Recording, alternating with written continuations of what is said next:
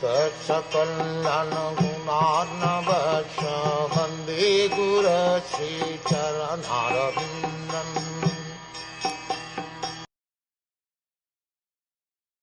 One's mind is always agitated by the passionate mode of material nature and bewildered by the ignorant mode of nature.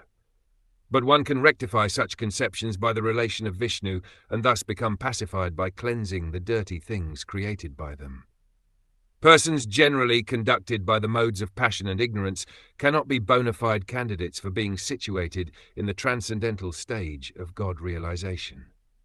Only persons conducted by the mode of goodness can have the knowledge of the supreme truth. Effects of the modes of passion and ignorance are manifested by too much hankering after wealth and women. And those who are too much after wealth and women can rectify their leanings only by constant remembrance of Vishnu in his potential impersonal feature. Generally, the impersonalists or monists are influenced by the modes of passion and ignorance.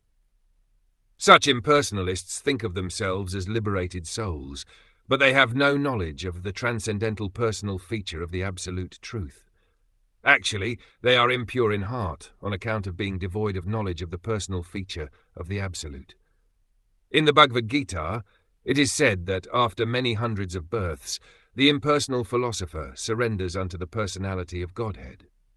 To acquire such a qualification of God realization in the personal feature, the neophyte impersonalist is given a chance to realize the relation of the Lord in everything by the philosophy of pantheism.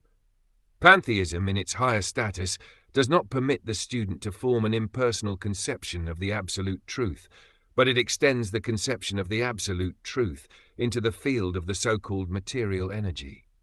Everything created by the material energy can be dovetailed with the absolute by an attitude of service, which is the essential part of living energy.